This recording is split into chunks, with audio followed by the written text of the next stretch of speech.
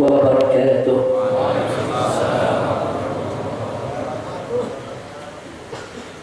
Bismillah walhamdulillah wassalatu wassalamu ala rasulillah wa ala alihi wa sahbihi wa mawalah. Allahumma anfa'na bima 'allamtana wa 'allimna ma yanfa'una. Allahumma zidna ilma warzuqna fahma wa atina hikmah. Allahumma barik lana fi majlisina hadha bi rahmatika ya arhamar rahimin. Walhamdulillahi rabbil alamin. Taqabbalallahu minna wa minkum wa taqabbal ya karim.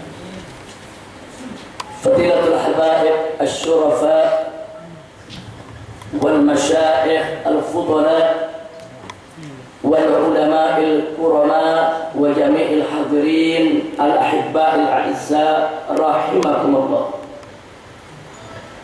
Usikum jami'an wa nafsi bi taqwallah wa bi ta'ati Rasulillah sallallahu alaihi wasallam.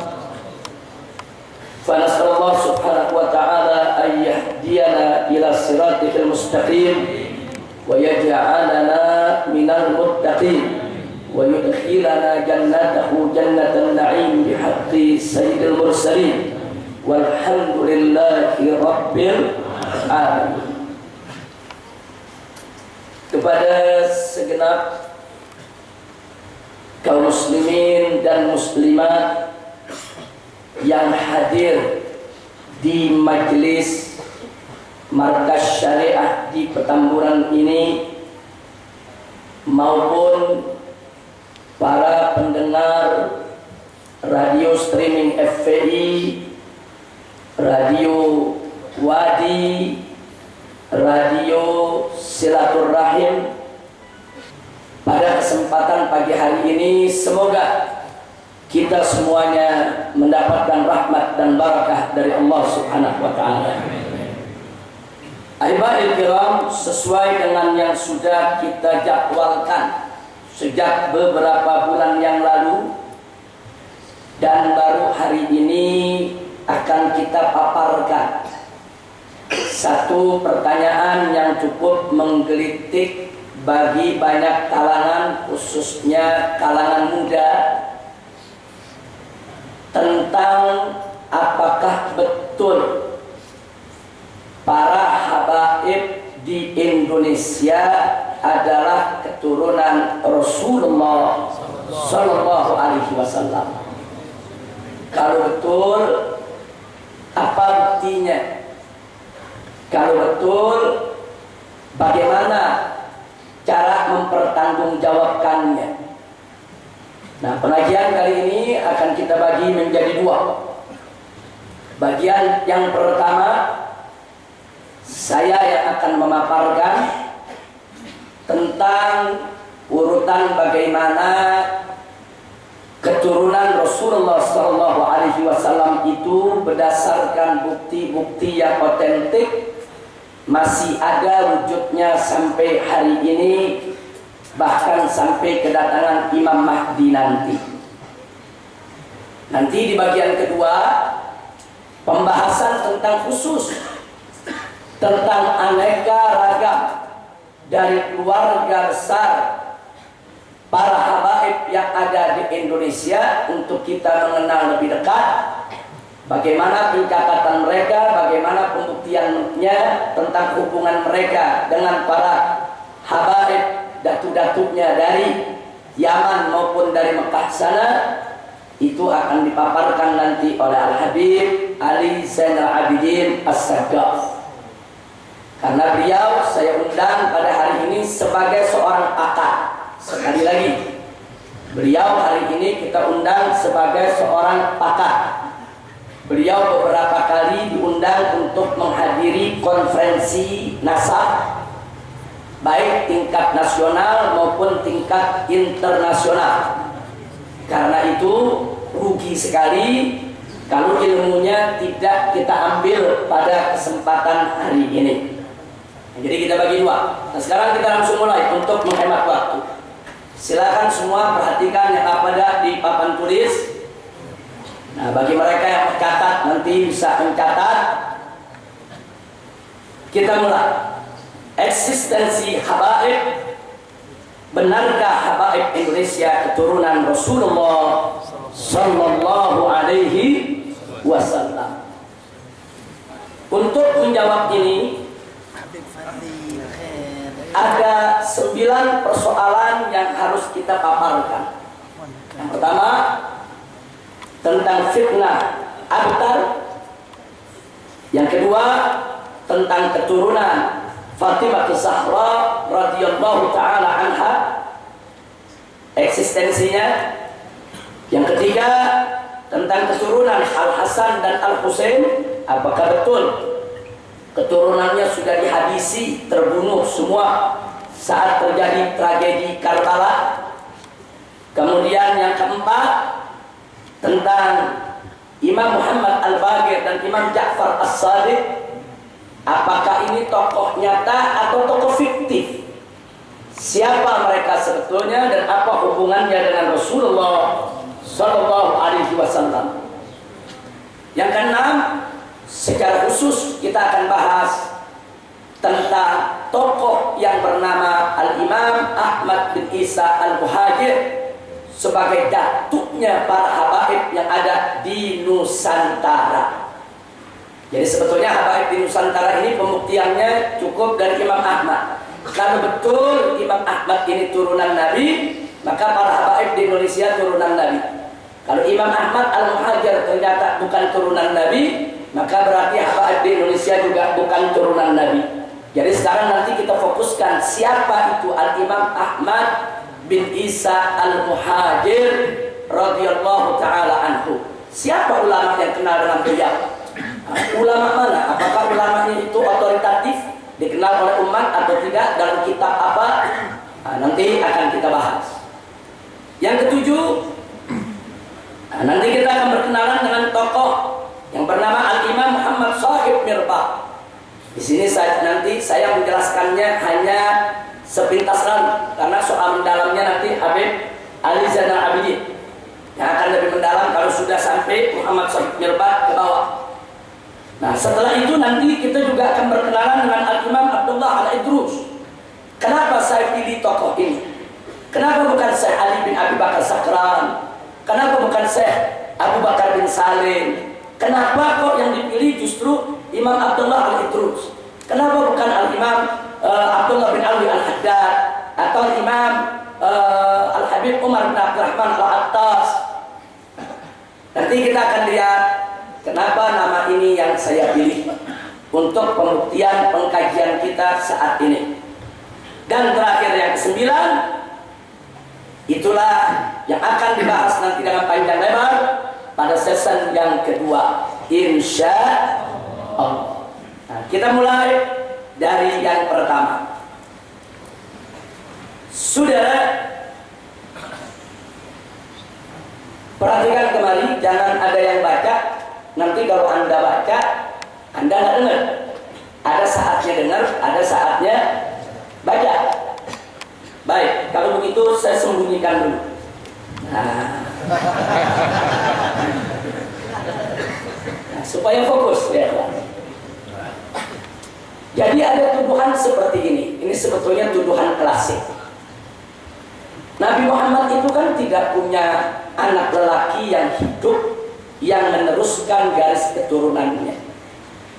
Karena beliau punya anak lelaki 3. Ada yang bernama Al-Qasim, makanya Nabi kunyahnya Abul Qasim. Ada yang namanya Abdullah. Abdullah itu punya 3 nama. Kadang-kadang disebut Abdullah, kadang-kadang disebut At-Tayyib, kadang-kadang disebut Tahir. Nah, sedangkan yang ketiga Ibrahim. Nah, ketiga putra Nabi ini meninggal sejak kecil. Nah, kalau Nabi tidak punya anak lelaki yang meneruskan garis keturunannya, dari mana zaman sekarang ada yang ngaku-ngaku keturunan Rasulullah? Itu bertentangan, yaitu dengan yang sudah lazim diketahui oleh umat manusia, bahwa yang namanya keturunan diambil dari garis bapak, bukan dari garis ibu. Nah, oleh karenanya mesti ada pertanggungjawaban ilmiah. harus ada pertanggungjawaban yang argumentatif berdasarkan Al-Quran dan hadis yang menunjukkan walaupun Nabi itu anak laki-lakinya sudah meninggal dunia sejak kecil, tetap keturunan Nabi tidak putus. Harus ada dalil. Kalau tidak ada dalil, tidak boleh. Agama Islam ini agama yang indah, agama yang sangat menghargai dalil, hujjah. Utamanya hujjatun syar'iyyah. Nah, itulah, mari kita lihat saudara. Di zaman Nabi ada seorang kafir musyrikin yang bernama Al-As ibn Wa'il. Al-As ibn Wa'il ini punya anak banyak. Dia bangga betul punya anak lelaki banyak, punya keturunan banyak. Dan dia sering mengejek Nabi alaihi salatu wassalam. Ketika kita punya Nabi, anak laki-lakinya yang terakhir Ibrahim meninggal dunia, diejek habis oleh Al-As ibn Wa'il bersama masyarakat kafir Quraisy. Di mana dia katakan di tengah masyarakat, masyarakat perhatikan, Muhammad itu abtar. Abtar itu dalam bahasa Arab artinya terputus dari keturunan. Jadi orang Arab sudah menjadi tradisi kalau ada orang tidak punya keturunan laki-laki, putus keturunannya, dia disebut abtar. Itu bukan pujian, itu bukan. Itu hinaan untuk merendahkan. Jadi disebutlah Nabi abtar, Muhammad abtar, dan itu menjadi bahan tertawaan orang-orang kafir Quraisy. Ya, provokatornya ini Al-As bin Wa'il, saudara. Ya, ketika itu Nabi murung. Tapi Nabi murung bukan menyesal tidak punya anak laki. Nabi murung bukan karena menyesal hanya punya anak perempuan. Nabi sangat sayang terhadap anak-anak perempuannya. Tapi Nabi murung karena orang-orang kafir mendapat celah untuk caci maki beliau, saudara. Dan Allah subhanahu wa ta'ala tidak akan membiarkan kekasihnya, nabinya, kecintaannya untuk bermuram durja hanya karena persoalan yaitu keturunan. Untuk itu Allah subhanahu wa ta'ala mengirim utusannya yang mulia, yaitu malaikat Jibril alaihi salam, membawa wahyu dari Allah kepada Nabi. Nah, wahyu yang dibawa adalah surat Al-Kautsar. Jadi malaikat Jibril datang kepada Nabi membawa wahyu, menyampaikan wahyu Allah, di mana Allah berfirman, faqala ta'ala, inna a'tainakal kautsar fasholli li rabbika wanhar inna syani'aka huwal abtar. Subhanallah. Langsung Allah yang jawab hinaan tadi. Langsung Allah yang jawab cemoohan yang dilontarkan oleh orang-orang kafir kepada kekasihnya, yaitu Sayyiduna Muhammad sallallahu alaihi wasallam.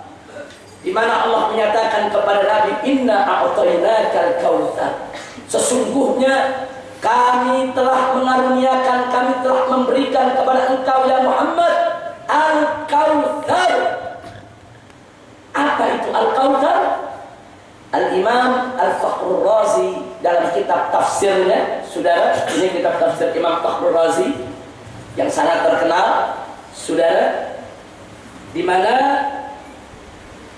kitab tafsir Al-Imam Al-Fakhrur Razi di dalamnya ada pembahasan tentang makna Al-Kautsar.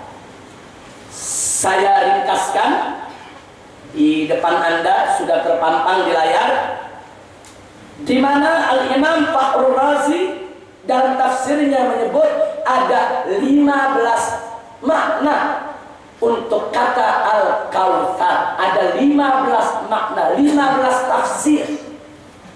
Yang pertama, ismu nahrin fil jannah, nama sungai di surga. Jadi kalau Anda nanti baca tafsir ada mengartikan Al-Kautsar itu sungai di surga, jangan kaget, memang ada tafsir semacam itu. Yang kedua, haud, itu kolam milik Nabi di surga, yang itu merupakan sumber air daripada sungai yang ada di sorga yang disebut tadi, saudara. Yang ketiga, ada lagi yang mengartikan yang dimaksud Al-Kautsar adalah auladun Nabi, anak cucu Nabi. Jadi tafsirnya, sesungguhnya kami telah berikan kepada engkau ya Muhammad Al-Kautsar.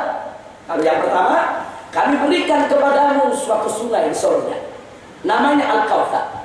Kalau yang kedua, kami berikan kepadamu kolam tempat kau berkumpul dengan anak cucumu di sorga. Sedangkan yang ketiga, kami berikan kepadamu keturunan yang banyak yang tidak terputus. Itu makna Al-Kautsar. Makanya saya berikan warna merah. Saya bedakan dengan yang lain karena itu yang akan kita bahas. Jadi artinya saya hanya ingin menunjukkan bahwa kata Al-Kautsar diartikan anak cucu Nabi itu bukan mengada-ada. Itu bukan karangannya habaib, bukan. Itu memang pendapat para mufassirin, pendapat para ahli tafsir. Nah, sebab kadang-kadang dia ada yang pikir, ini habaib rekayasa nih, buat-buat aja tafsir sendiri. Enggak, ini tafsir ulama, sudah. Makanya saya tunjukkan ini tafsir dari kitab Mafatihul Ghaib. Itu tafsir daripada Al-Imam Al-Fakhrur Razi. Nah, sedangkan yang keempat, ada lagi yang menafsirkan Al-Kautsar itu ulamaul ummah. Artinya sesungguhnya kami berikan kepada engkau ya Muhammad ulama yang banyak untuk membimbing umatmu. Sedangkan yang kelima, an-nubuwah. Yang dimaksud Al-Kautsar nikmat yang banyak itu nubuwah. Nabi dikaruniakan nubuwah oleh Allah. Itu nikmat yang luar biasa, an-nubuwah. Nah kemudian yang keenam, ada juga yang mengartikan Al-Kautsar itu maksudnya Al-Quran. Allah memberikan nikmat yang terbesar, yaitu Al-Quran kepada Nabi. Yang ketujuh, ada lagi yang menafsirkan Al-Kautsar itu Al-Islam. Maksudnya agama Islam ini adalah karunia Allah kepada Nabi dan umatnya, merupakan karunia yang terbesar. Yang kedelapan, Al-Atba' wal-Asya, yaitu Allah memberikan kepada Nabi pengikut dan pecinta yang banyak. Kemudian yang kesembilan, Al-Fadail Al-Kathira. Allah memberikan kepada Nabi aneka ragam keutamaan, keistimewaan yang tidak dimiliki oleh nabi-nabi yang lainnya. Yang kesepuluh, Ri'atul Dzikr. Artinya Allah berikan kepada Nabi namanya banyak diingat orang setiap saat di mana-mana. Al-Kautsar, sampai nggak putus sudah orang mengingat nama Nabi. Dalam azan ada nama Nabi, dalam sholat ada nama Nabi, dalam sholawat ada nama Nabi, nggak putus. Nama Nabi selalu disandingkan dengan nama Allah Subhanahu wa Ta'ala. Kemudian yang ke-11, Al-Ilm. Jadi artinya kami berikan kepada engkau ya Muhammad ilmu yang luas, ilmu yang banyak, yang luar biasa. Jadi itu ilmu juga merupakan salah satu karunia Allah kepada Nabi. Sedangkan yang ke-12, Al-Khuluqul Hasan. Jadi artinya ditafsirkan, sesungguhnya kami berikan kepada engkau Al-Kautsar ya Muhammad, yaitu Al-Khuluqul Hasan, akhlak yang begitu baik, akhlak yang begitu mulia dan agung, sampai Nabi menjadi manusia yang termulia akhlaknya. Sementara yang ke-13, Al-Maqamul Mahmud, yaitu Asy-Syafa'ah. Sesungguhnya kami berikan kepada engkau ya Muhammad kedudukan yang begitu tinggi dan terpuji, dialah Asy-Syafa'ah, yaitu untuk memberikan syafaat kepada umatnya nanti di hari akhir. Sudah, itu juga luar biasa nikmat yang Allah berikan. Kemudian yang ke-14, yang dimaksud Al-Kautsar, ya surat Al-Kautsar itu sendiri. Maksudnya aku berikan kepada engkau ya Muhammad surat Al-Kautsar ini. Sedangkan yang ke-15, Jami' ni'amillah, digabungin semua sudah. Jadi kata Imam Fakhrur Razi dalam kitabnya, ini nggak ada yang salah. 15-15-nya benar semua. Emang Nabi dapat itu semua, saudara. Artinya Allah katakan kami berikan kepada engkau ya Muhammad nikmat yang banyak, yang tidak terputus. Nikmat ada sungai di sorga, ada kolam di sorga, anak cucu yang tidak terputus, ulama yang banyak yang akan menjaga umat Nabi, nikmat kenabian, nikmat Quran, nikmat Islam, nikmat pengikut yang begitu banyak, nikmat keutamaan-keutamaan, nikmat nama yang selalu disebut oleh umatnya sepanjang zaman, nikmat ilmu, nikmat akhlak yang agung, nikmat syafaat, nikmat surat Al-Kautsar, semua nikmat Allah berikan para nabi. Berarti di dalamnya termasuk nikmat punya keturunan. Apalagi ayat ini diturunkan gara-gara itu, saudara. Jadi kalau tiba-tiba ada orang, ini ada 15 tafsir, yang 14 diambil, yang nyangkut keluarga Nabi dia nggak ambil, salah besar. Justru makna yang menyangkut keturunan itu yang paling utama. Kenapa? Karena itu adalah sababun nuzul. Nah, kalau dia punya sababun nuzul berarti dia punya makna khusus. Sudah, walaupun al-i'tibar tetap bi umumil lafzi. Boleh kita maknakan sampai 15 makna, 100 makna, silakan. Tapi jangan coba-coba menghapus makna bahwa Al-Kautsar salah satunya adalah jaminan dari Allah kalau keturunan Nabi tidak akan terputus. Nah, ini diperkuat dengan ayat yang terakhir. Jadi setelah Allah nyatakan sesungguhnya kami telah berikan kepada engkau Al-Kautsar ya Muhammad dengan 15 makna tadi, termasuk keturunan yang tidak terputus, fasholli li rabbik. Karena itu salatlah untuk Tuhanmu sebagai tanda rasa syukur. Wanhar, dan berkorbanlah untuk Allah sebagai tanda rasa syukur. Syukur Allah berikan nikmat yang begitu banyak. Di ayat yang terakhir, inna syani'aka huwal abtar. Sesungguhnya orang yang membencimu ya Muhammad, yang mencaci makimu, yang menghinamu, yang mencemoohkanmu, yang mengatakan engkau itu abtar, huwal abtar, dia yang abtar, bukan engkau. Masya Allah. Ini jaminan dari Allah. Itu orang-orang kafir Quraisy yang hina Nabi, saudara, mereka yang abtar, bukan Nabi. Putusan mereka, turunan mereka yang akan terputus, bukan turunan Nabi. Nanti kita lihat bagaimana Al-Imam Fakhrul Razi menyoroti persoalan ini, saudara. Ada babnya yang berikutnya. Jadi pada tahap ini, saudara, kesimpulan yang kita ambil ada jaminan dari Allah. Keturunan Nabi tidak akan terputus, saudara. Walaupun Nabi tidak punya anak laki-laki yang hidup sampai dewasa untuk melanjutkan keturunannya. Walaupun anak Nabi yang hidup sampai dewasa punya keturunan hanya anak perempuan. Ini jaminan dari Allah. Pertanyaan yang kedua, jaminan Allah itu pasti, jaminan Allah itu mutlak. Mustahil Allah berdusta, mustahil Allah berbohong. Pertanyaannya, kalau Allah sudah jamin Nabi punya keturunan, lalu dari siapa datangnya keturunan Nabi? Untuk menjawab ini kita masuk yang kedua, saudara. Dengan jaminan Allah Subhanahu wa ta'ala tersebut, maka Nabi menyampaikan hadisnya kepada para sahabat.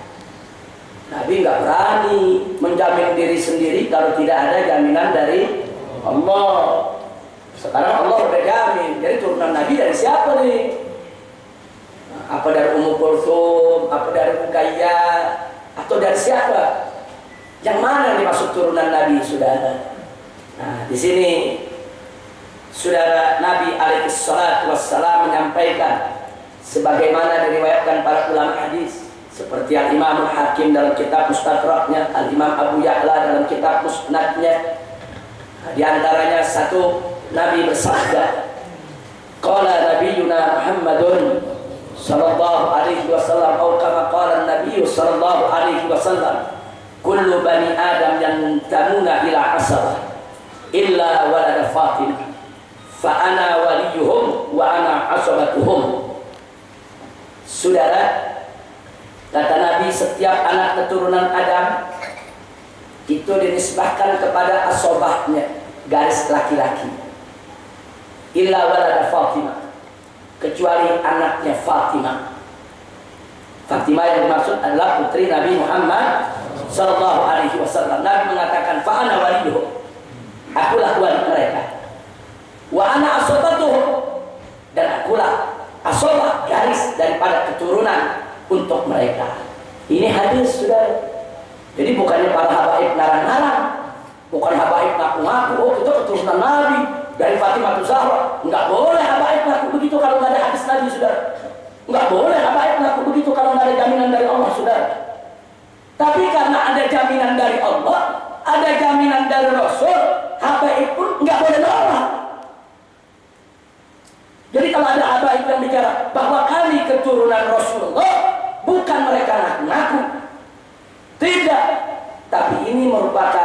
sesuatu yang sudah dijamin ditetapkan oleh Allah dan Rasulnya. Hadis yang berikut, Nabi mengatakan, faqala Nabi sallallahu alaihi wasallam atau kama qala Nabi sallallahu alaihi wasallam, likulli bani ummin asabatun illa ibnai Fatimah fa ana waliyuhuma wa asabatuhuma. Setiap anak keturunan seorang wanita, seorang ibu, maka ada asabah ke garis ayahnya. Illa ibnai Fatimah, kecuali kedua anak Fatimah. Fa ana waliyuhuma, akulah ayah dari kedua anak tersebut. Maksudnya Al-Hasan wal Husain, dan akulah asabah mereka. Ini hadis Nabi, saudara. Dan di hadis yang lain lagi, Nabi alaihi salatu wassalam menyampaikan sebagaimana disebutkan dalam kitab Kanzul Ummah juz ke-6 halaman 216. Nabi mengatakan alaihi salatu wassalam, innallaha ja'ala dzurriyyata kulli nabiyyin min sulbihi wa ja'ala dzurriyyati fi sulbi hadza. Wa asyara ila Ali bin Abi Thalib radhiyallahu ta'ala anhu. Nabi mengatakan sesungguhnya Allah menjadikan keturunan setiap nabi dari tulang sulbinya, dari sulbi keturunannya. Nah kemudian kata Nabi, wa ja'ala dzurriyyati, dan Allah menjadikan dzurriyyaku fi sulbi hadza, di tulang sulbi orang ini. Siapa yang ditunjuk oleh Nabi? Yang ditunjuk oleh Nabi adalah Ali bin Abi Thalib. Nah, jadi lagi-lagi saudara, ini penjelasan. Jadi bukan satu hadis, ada banyak dan beberapa hadis Nabi sampaikan itu. Ini sebagai penjelas isi kandungan Al-Kautsar tadi. Al-Kautsar menjamin turunan Nabi tidak akan putus. Tapi turunan itu dari mana? Hadis ini yang menjelaskan. Keturunan itu dari putri Nabi Sayyidatuna Fatimah Zahra radhiyallahu ta'ala anha.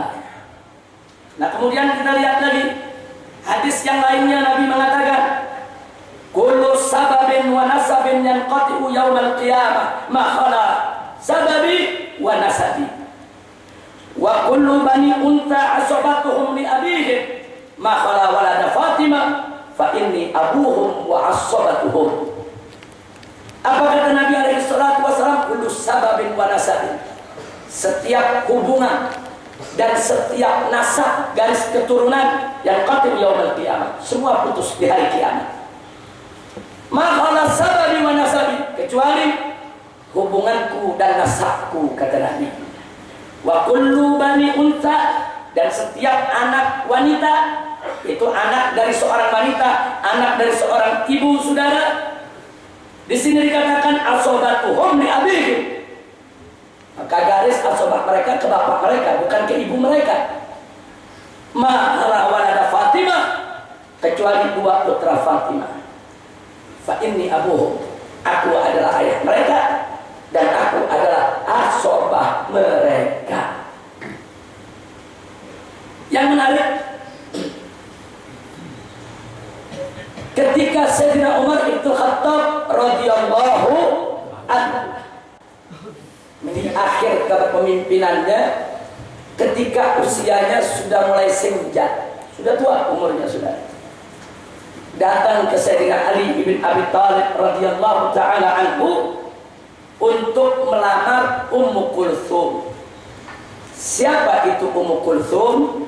Putri Siti Fatimah yang paling bungsu, masih gadis, remaja. Dilamar oleh Sayyidina Umar kepada Sayyidina Ali. Sayyidina Ali menjawab kepada Sayyidina Umar, ya Umar, innahu saghira, innaha saghira. Aku punya anak ini masih kecil, baru gede. Tapi apa dikatakan oleh Sayyidina Umar? Wallahi, demi Allah, aku melamar kau punya putri bukan karena muda atau cantiknya, bukan karena hawa nafsu, tapi aku mendengar hadis dari Nabi, setiap hubungan dan setiap nasab terputus di hari kiamat kecuali hubunganku. Karena itu aku melamar putrimu ya Ali, hanya untuk menjamin hubunganku tidak putus dengan Nabi dengan menikahi salah seorang cucunya. Sayyidina Umar Quraisy, saudara, jangan lupa, Sayyidina Umar juga termasuk bangsa Quraisy. Sayyidina Ali juga Quraisy. Quraisy dengan Quraisy satu kufu, saudara. Apalagi ketika itu memang turunan Nabi belum banyak, masih terbatas sekali. Nah, karena itu alasan Sayyidina Umar, akhirnya lamaran tersebut diterima oleh Sayyidina Ali. Karena alasannya alasan akhirat, alasannya alasan agama, alasannya bukan alasan hawa nafsu, saudara. Begitu dinikahkan, apa Sayyidina Umar mengatakan kepada para sahabat, ala tuhanninu, ala tuhanninu. Nabi, kata Sayyidina Umar, apakah kalian tidak mengucapkan selamat kepadaku? Sahabat, kalian tidak mengucapkan selamat kepadaku. Sami'tu Rasulullah yaqul, aku mendengar sendiri Nabi bersabda, yang qatu yaumal qiyamah kullu sababin wa nasabin. Setiap hubungan dan nasab terputus hari kiamat, illa sababi wa nasabi, kecuali hubunganku dan nasabku. Nah, jadi di sini saudara, berdasarkan hadis-hadis ini ada bukti bagaimana Sayyidina Umar sendiri mengakui, Sayyidina Ali sendiri mengakui bahwa turunan Fatimah adalah turunan Nabi Muhammad sallallahu alaihi wasallam. Itu pengakuan Sayyidina Umar dengan pengakuan Sayyidina Ali, ini merupakan bagian daripada Al-Khulafa'ur Rasyidin. Ini punya kedudukan tinggi di dalam urusan argumentasi sebagai hujjatun syar'iyyah. Oleh karena itu saudara, ijma, sepakat semua sahabat Nabi, sepakat semua tabi'in, sepakat semua tabi'in, sepakat seluruh ulama dari mazhab manapun, mau Sunni, mau Syiah, saudara, tidak ada perbedaan bahwa anak keturunan Fatimah Zahra itulah yang dimaksud keturunan Nabi Muhammad sallallahu alaihi wasallam. Nah, jadi kalau zaman sekarang ada yang coba-coba mengatakan, turunan Fatimah Zahra bukan turunan Nabi, berarti dia sudah melanggar Al-Quran, berarti dia sudah menolak hadis Nabi, dan berarti dia sudah menolak ijma ulama. Dan itu berbahaya. Kalau itu dia lakukan dengan sengaja, sudah. Lain halnya kalau dia bodoh, lain halnya kalau dia tidak tahu apa-apa. Ma'zur, orang bodoh, sudah. Tapi kalau itu dilakukan dengan sengaja, hati-hati, itu bisa mengantarkan kepada kekufuran. Karena menolak yang qat'i dari Al-Quran, menolak yang qat'i dari hadis Nabi, menolak yang sudah diijma sepakatkan oleh ulama. Dan itu merupakan sumber hukum bagi Ahlus Sunnah wal Jamaah. Al-Quran, As-Sunnah, Al-Ijma, tiga-tiganya sepakat bahwa turunan Fatimah Zahra adalah turunan Nabi alaihi salatu wassalam.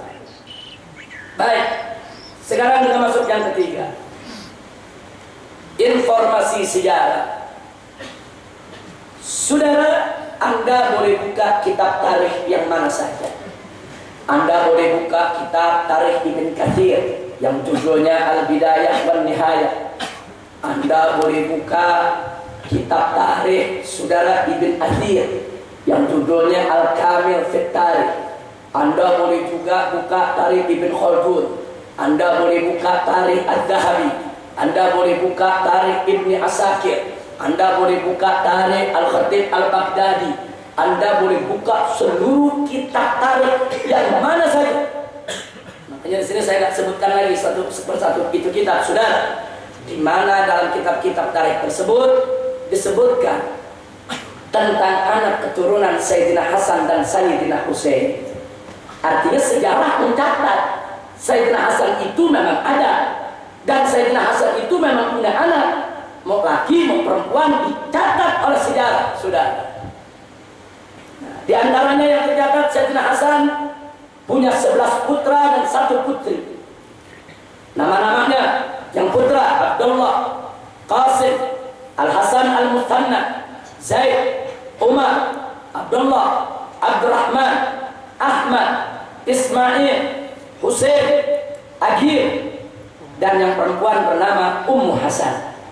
Ini yang dicatat oleh sejarah. Dari 12 nama ini, hanya 1 yang punya keturunan sampai hari ini, saudara. Dialah Al-Imam Sayyidina Hasan Al-Muthanna. Ini kakek daripada Muhammad An-Nafsus Zakiyah. yang pernah melakukan perlawanan terhadap penguasa yang zalim di zaman beliau, dan beliau yaitu memimpin umat untuk melakukan perlawanan terhadap kezaliman penguasa. Dan ketika itu Al-Imam Malik memberikan baiat dan mendukung beliau, saudara. Bahkan Al-Imam Malik menyuruh semua pengikutnya, muridnya, berikan baiat kalian kepada Muhammad an-Nafsus Zakiyah, ikut kalian berjuang bersama Muhammad an-Nafsus Zakiyah, dan seterusnya. Artinya sejarah menjadi saksi, sejarah menjadi bukti. Ada keturunan Sayyidina Hasan yang hidup di zaman Imam Malik, memimpin umat melakukan perlawanan terhadap penguasa zalim. Ini bukti kalau keturunan Sayyidina Hasan tidak habis terbunuh di padang Karbala. Kalau keturunan Sayyidina Hasan terbunuh di padang Karbala, dari mana itu Muhammad Nafsus Zakiyah lahir? Jadi kita mesti cerdas untuk membaca sejarah dan menjadikannya sebagai bukti kalau turunan Sayyidina Hasan tetap ada. Tidak benar tuduhan yang mengatakan keturunan Sayyidina Hasan ikut pamannya Sayyidina Husain dan semua terbunuh di padang Karbala. Tidak betul. Jadi silakan baca tuh kitab-kitab tarikh yang tadi sudah saya sebutkan, sudah baca. Di sana ada judul-judulnya tentang Sayyidina Hasan, tentang Sayyidina Husain, tentang padang Karbala. Disebutkan nama-nama keluarga Nabi yang selamat dari pembantaian padang Karbala. Jadi kalau kita nggak ngerti sejarah, jangan sembarangan ngomong. Kalau nggak baca kitab sejarah, jangan sembarangan untuk memberikan pernyataan. Jangan mengatakan keturunan Nabi semua sudah mati di padang Karbala. Sejarah mana yang dia baca? Inna lillahi wa inna ilaihi raji'un. Yang kedua, Sayyidina Husain radhiyallahu taala anhu tercatat dalam sejarah beliau punya 6 putra dan 3 putri. Putranya adalah yang pertama Muhammad, kedua Ja'far, ketiga Abdullah, keempat Ali al-Akbar, kelima Ali al-Awsat, keenam Ali al-Asghar, ketujuh Zainab, kedelapan Sukainah, kesembilan Fatimah. Dari anak-anak beliau ini, saudara, yang selamat dari pembantaian Karbala, padahal dia hadir di padang Karbala, ada di padang Karbala, diselamatkan oleh Allah Subhanahu wa taala, dialah Ali al-Awsat yang kita kenal dengan nama Ali Zainul Abidin. Namanya Ali Zainul Abidin, julukannya Zainul Abidin, hamba yang bagus, hamba yang zain, saudara, hamba yang thayyib. Nah, dijuluki juga As-Sajjad. Kenapa dijuluki As-Sajjad? Karena banyak sujudnya kepada Allah Subhanahu wa taala. Nama aslinya Ali al-Awsat. Inilah datuknya para habaib dari garis keturunan Sayyidina Husain. Nah, jadi Ali al-Awsat ini selamat, tidak terbunuh. Namanya ada di seluruh kitab-kitab tarikh, saudara. Saya tidak sebutkan di sini kitab-kitab tarikh. Kalau saya tulis nggak muat. Kitab tarikhnya ada ratusan, ada ribuan kitab. Saya tulis itu judul semua nggak muat di sini. Nah, jadi Anda baca kitab tarikh yang mana saja, tapi ingat kitab tarikh yang menjadi yang otoritatif. Arti otoritatif, kitab tarikh yang menjadi marji, yang muktamad, yang menjadi rujukan. Seperti Tarikh Ibn Katsir, Tarikh Ibn Athir, itu otoritatif. Tarikh Ibn Khaldun, dan seterusnya. Silakan baca. Semua nama-nama ini disebutkan, dan juga disebutkan bahwa mereka lah yang melanjutkan keturunan Nabi kita Sayyiduna Muhammad sallallahu alaihi wasallam. Karenanya saya tulis di atas, sepakat ahli sejarah bahwa keturunan Nabi sallallahu alaihi wasallam tidak semua terbunuh di padang Karbala. Ya, mereka banyak yang terbunuh di padang Karbala. Ya, mereka banyak yang dibantai di padang Karbala. Ya, itu sudah kita paparkan pada tahun yang lalu di majelis ini pada saat kita bicarakan tentang tragedi Karbala ketika kita memperingati Asyura tanggal 10 Muharram. Nah, saya sudah paparkan itu dalam panjang lebar, jadi saya tidak perlu ceritakan lagi kejadiannya. Yang keempat, sekarang mari kita lihat tentang Al-Imam Muhammad Al-Baqir, putra dari Imam Ali Zainal Abidin. Tadi kita sebut nama Ali Zainal Abidin yang paling bawah, perhatikan. Itu Imam Ali Zainal Abidin, saudara, punya anak namanya Muhammad Al-Baqir. Bagir, saudara. Jadi kita mesti cari bukti. Mana buktinya Al-Bagir itu Ahlul Bait, turunan daripada Ali Zainal Abidin? Mana pengakuan ulama kalau dia merupakan a'immah daripada Ahlul Bait? Kemudian Muhammad Al-Bagir punya anak lagi, Al-Imam Ja'far As-Shadiq. Ini juga kita mesti cari bukti. Mana buktinya kalau As-Shadiq itu adalah anak Al-Bagir dan kedua-duanya merupakan ulama besar dari kalangan keluarga Nabi? Nah, ini mesti kita cari, saudara. Ternyata lagi-lagi nggak usah repot-repot cari, saudara. Anda buka semua kitab tarikh yang saya sebutkan tadi, nama kedua orang ini, saudara, ada di hampir seluruh kitab sejarah yang ada.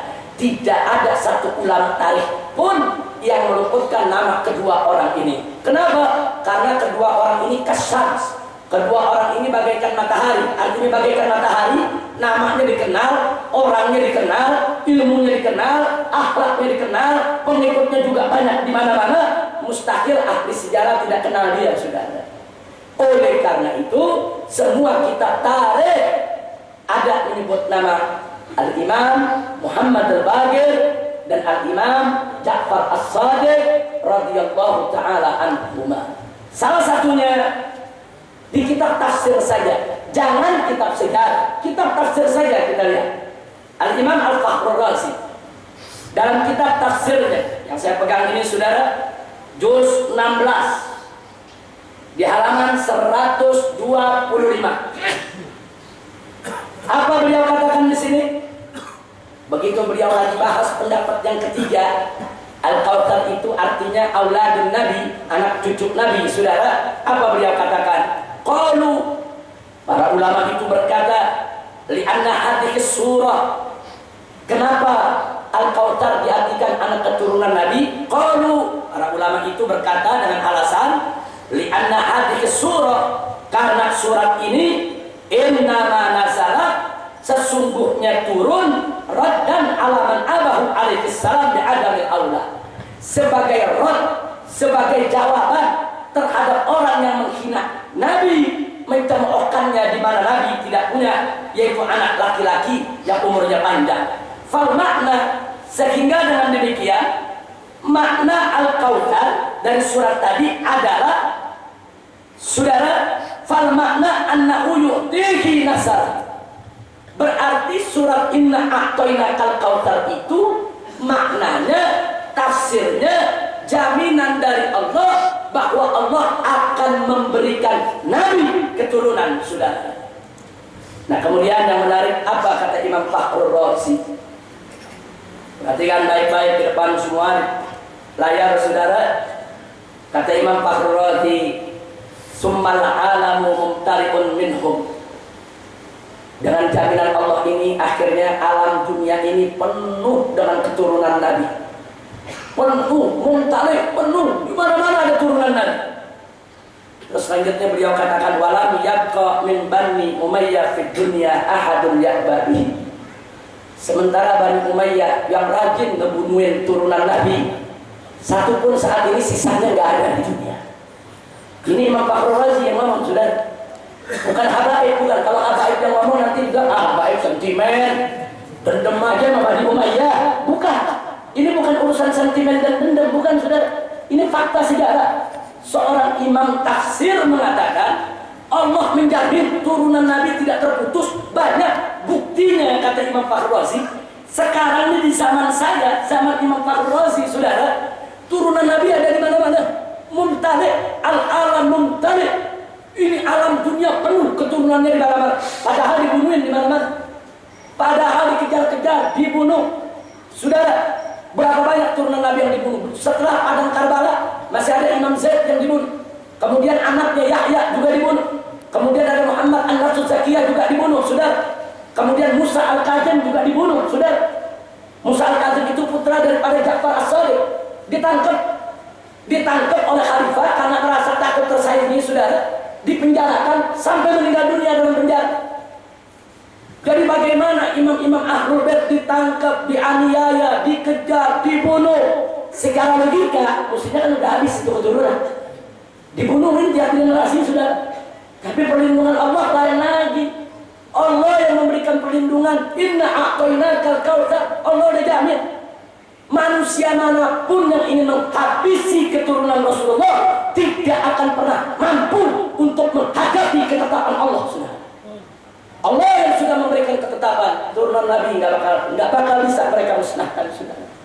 Alhamdulillahirabbil alamin. Kemudian beliau katakan, summa anindur, maka itu coba Anda lihat, kata Imam Fakhrul Razi, kam kana fihim minal akabir minal ulama, berapa banyak di tengah keluarga Nabi, di tengah keturunan Nabi, minal akabir minal ulama, dari ulama-ulama besar, pembesar-pembesar dari kalangan ulama, Al-Bagir seperti Imam Al-Bagir, Wasadiq seperti Imam As-Sadiq, Wal-Kadhim seperti Imam Al-Kadhim, Wal-Ridha seperti Imam Al-Ridha, alaihi wassalam, wa nafs zakiyah wa amkalu. Dan begitu juga seperti Muhammad an-Nafs Zakiyah dan orang-orang yang seperti mereka. Al-Imam Fakhrul Razi mengakui bahwa dari keturunan Nabi, dari mulai wafatnya Nabi sampai zaman Imam Fakhrul Razi, saudara, sudah bermunculan imam-imam Ahlul Bait, sudah bermunculan ulama-ulama besar dari kalangan Ahlul Bait, dan ini menjadi bukti sejarah tidak terpungkiri bahwa Muhammad Al-Bagir bukan tokoh fiktif, Ja'far Shadiq bukan tokoh khayalan, bukan. Mereka memang ada orangnya, tercatat dalam sejarah, dipuji oleh ulama, diakui kedudukannya.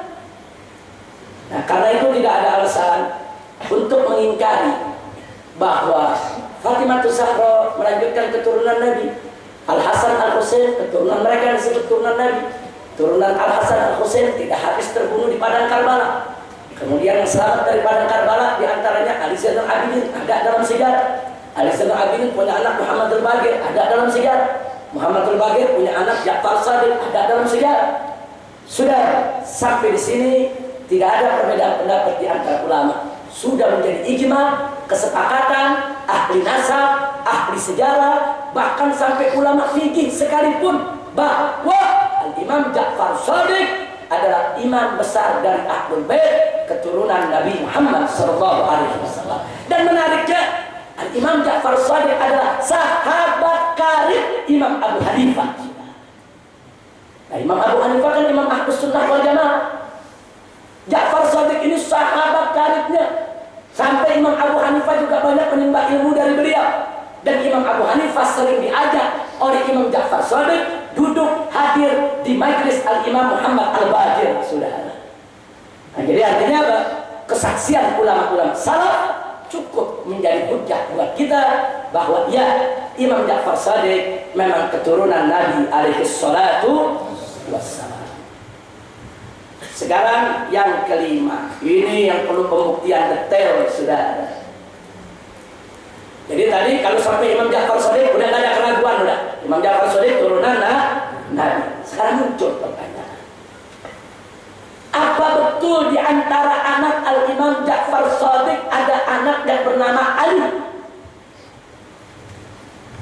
Ali Al-Uraidi ini memang kurang dikenal, tidak stop abangnya. Abangnya Imam Musa Al-Kadhim, ulama besar. Karena Ali ini anak bungsu, masih kecil, sempat belajar sedikit dari bapaknya. Beliau lebih banyak belajar dari kakaknya, saudara. Dalam sejarah disebut beliau banyak belajar dari sang kakak, yaitu Al-Imam Musa Al-Kadhim. Sudah, bahkan beliau ikut jihad bersama salah satu abangnya yang bernama Muhammad. Abangnya ada bernama Muhammad, itu Ja'far Shadiq. Itu angkat senjata, melakukan perlawanan terhadap pemerintah zalim. Dan Al-Imam Ali Al-Uraidi ikut bersama kakaknya angkat senjata, mempertahankan Mekah, mempertahankan Madinah, mempertahankan umat daripada gangguan orang-orang yang ingin merusak ajaran Allah Subhanahu wa ta'ala. Nanti kita lihat fakta sejarahnya sudah ada. Jadi mari kita lihat, apakah Imam Ali Al-Uraidi ini betul anaknya Ja'far Shadiq? Apa betul? Kenapa ini perlu dibuktikan? Karena dari sinilah asal usul datuknya para habaib yang ada di Hadramut. Kalau Imam Ali Uraidi tidak bisa kita buktikan sebagai putra daripada Imam Ja'far Shadiq, berarti para habaib yang dari Hadramut semuanya bukan turunan Nabi. Jadi Jadi ini mesti dipertahankan dulu, betul gak ini Al-Imam Ali Al-Uraidi ini, saudara, daripada keturunan anak daripada Al-Imam Ja'far Shadiq. Untuk melihatnya, subhanallah, ternyata namanya saudara terabadikan sebagai perawi hadis. Jadi kalau kita buka kitab hadis, kita buka kitab ilmu jarh wa ta'dil, muncul ini nama, saudara.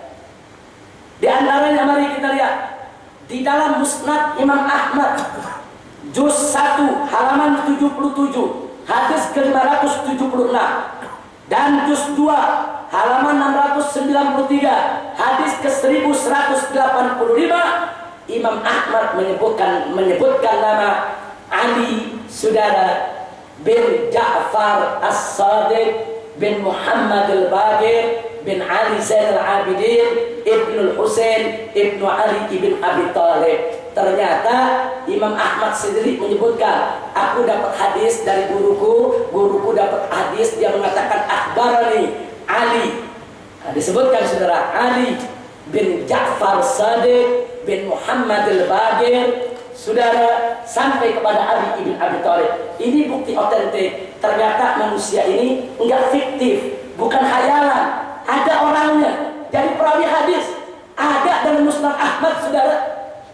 Walaupun cuma ada dalam 2 hadis, cukup. Itu bukti otentik, bukti yang tidak bisa dipungkiri. Karena Imam Ahmad itu, saudara, termasuk ulama salaf. Jadi ada ulama salaf yang mengakui kalau Ali Uraidi itu memang ada, saudara. Kemudian kita lihat lagi, ternyata Imam Bukhari juga dapat hadis dari Imam Ali Uraidi, tapi bukan dalam kitab sahihnya. Kalau dalam kitab Sahihul Bukhari memang tidak ada nama Ali Al-Uraidi. Ternyata adanya di kitab At-Tarikh As-Shaghir. Dalam kitab Tarikh Bukhari, saudara, itu juz pertama halaman 210 dan halaman 279, Imam Bukhari menceritakan tentang beberapa kejadian yang berkaitan dengan Ahlul Bait bersumber dari Al-Imam Ali Al-Uraidi. Disebut oleh Imam Bukhari, dan Imam Bukhari juga ulama salaf. Imam Bukhari juga sumber yang sangat bisa dipercaya. Berarti Imam Ali Uraidi berdasarkan riwayat Bukhari ada, enggak fiktif, bukan tokoh khayalan, ada orangnya. Jadi habaib itu bukan ngarang-ngarang. Oh, kamu ini turunan Ali Uraidi. Uraidi di mana? Ali Uraidi itu anak Ja'far Shadiq. Nah, dia pikir habaib ngarang itu, saudara. Enggak, memang betul orangnya ada. Nah, kemudian yang ketiga, di dalam Jami' At-Tirmidzi. Di dalam Jami' At-Tirmidzi juz kelima halaman 241 hadis ke-3733, Imam Tirmidzi meriwayatkan hadis dari Al-Imam Ali Al-Uraidi. Nah, tentu di sini saya tidak mau sebutkan hadisnya, nanti jadi 3 jam belajar kita. Nanti kalau Anda mau lihat, Anda catat, Anda ambil Jami' At-Tirmidzi, Anda buka. Namanya disebutkan, sudah. Jadi kita bukan bicara bunyi hadisnya, kita bicara nama ini tercantum. Nama ini ada dalam kitab-kitab hadis, sudah. Begitu juga yang keempat, yang meriwayatkan hadis dari Ali Uraidi adalah Imam Al-Bazzar dalam kitab Musnadnya, sudah. Yaitu Musnad Al-Bazzar juz ke-7 halaman 262 hadis ke-2842. Beliau menyebutkan nama Ali bin Ja'far bin Muhammad bin Ali Ibnu Husain Ibnu Ali Ibn Abi Thalib, tidak lain dan tidak bukan adalah Ali Al-Uraidi. Nah, kemudian yang kelima, ternyata saudara, di dalam kitab Duriyatut Tahirah karangan Al-Imam Muhammad bin Ahmad bin Hamad Ad-Dulabi halaman 74 hadis ke-121 juga disebutkan nama Ali Al-Uraidi sebagai perawi hadis. Kemudian yang keenam, dalam kitab Sahih Ibn Khuzaimah. Jadi ternyata Sahih Ibn Khuzaimah, saudara, juga menyebutkan, yaitu riwayat daripada Al-Uraidi dalam juz kedua halaman 61 hadis ke-920. Dan gak ketinggalan Al-Imam At-Tabrani dalam kitab Al-Mu'jam As-Shaghir. Nah, jadi Imam Tabrani ada kitab Mu'jam As-Shaghir, ada Mu'jam Kabir, ada Mu'jam, saudara, Al-Awsat yang tengah. Nah, saudara, di dalam Al-Mu'jam As-Shaghir juz kedua halaman 163 hadis ke 960, Al-Imam Tabrani meriwayatkan hadis dari Imam Ali Al-Quraidi. Yang kedelapan, yaitu diriwayatkan oleh Abu Syah Al-Ansari di dalam kitab Tabaqatul Muhadditsin. Ternyata nama Ali Al-Quraidi dimasukkan dalam Tabaqat Muhadditsin. Tabaqat Muhadditsin artinya suatu kitab yang menyebutkan tingkat-tingkatan para perawi hadis, saudara. Di situ tercantum nama Ali bin Ja'far bin Muhammad bin Ali bin Husain bin Ali bin Abi Thalib, tidak lain dan tidak bukan adalah Al-Imam Ali Al-Quraidi. Alhamdulillah. Anda perhatikan nomor 1 sampai nomor 8 itu, sudah. Nah, itu Imam Ahmad wafat tahun 241 Hijriah. Imam Bukhari 256 Hijriah. Imam Tirmidzi 279 Hijriah dan seterusnya. Artinya dari tahun 200-an itu nama Imam Ali Al-Quraidi sudah disebutkan, saudara. Sudah dikenal. Bukan disebut oleh orang yang datang setelahnya, justru disebut oleh ulama-ulama yang hidup di zamannya. Tidak ada kesaksian yang lebih bagus daripada kesaksian ahli tarikh yang hidup sesama dengan orang yang dipersaksikan, saudara. Jadi dengan demikian, saudara, ini sudah menjadi dalil yang sangat kuat bahwa Imam Ali Quraidi betul anak Imam Ja'far As-Shadiq. Alhamdulillah. Sebagai tambahan, masih ada yang ke-9. Riwayat Hakim dalam kitab Mustadrak juz 3 halaman 188, hadis ke-4802. Begitu juga yang ke-10. Kitab daripada Hilyatul Auliya karangan Abu Nu'aim Al-Asfahani, juz ketiga halaman 199 juga menyebut Imam Ali Al-Quraidi.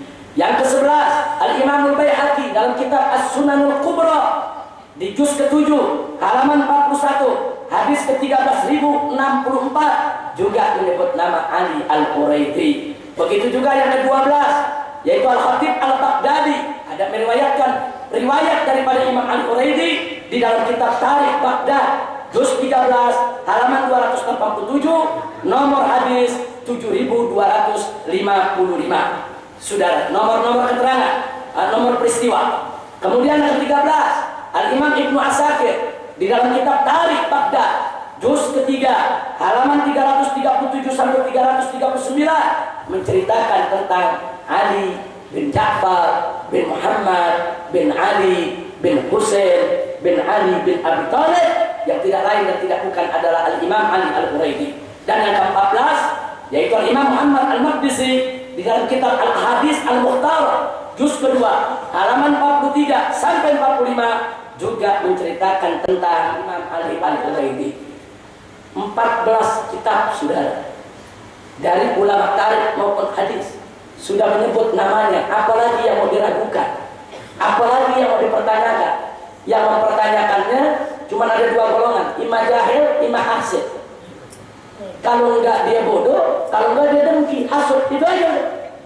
Sebab kalau dia enggak bodoh, dia enggak hasud, enggak perlu ada pertanyaan lain. Karena sudah original kesaksian dari ulama yang hidup di zaman mereka, sudah. Nah, kemudian baik riwayat jihadnya. Bahkan kalau Anda buka Tarikh Al-Umam wal Muluk, Tarikh Tabari di juz ke-10 halaman 234 dan Tarikh Baghdad juz kedua halaman 113 dan kitab, saudara, ini ada kitab di depan saya. Ini namanya kitab Maqatil At-Talibiyyin. Ini karangan saudara Abdul Farid Al-Asfahani. Di dalam 3 kitab yang kita sebutkan terakhir ini bukan hanya nama yang disebut bagaimana Imam Ali Quraidi berjihad membela kakaknya yang bernama Al-Imam Muhammad bin Ja'far Shadiq yang mengangkat senjata perang melawan penguasa yang zalim. Disebutkan dalam kitab ini. Jadi bukan hanya sekedar nama. Mungkin kalau nama nanti orang bilang ada nama, yang lain kali sama. Ini bukan Ali Quraidi yang dimaksud oleh para habaib yang dari Hadramut. Mungkin Ali Quraidi yang lain kali. Ini yang dari Hadramut cuma ngaku-ngaku, enggak. Ini nama enggak ada iltibas, sudah.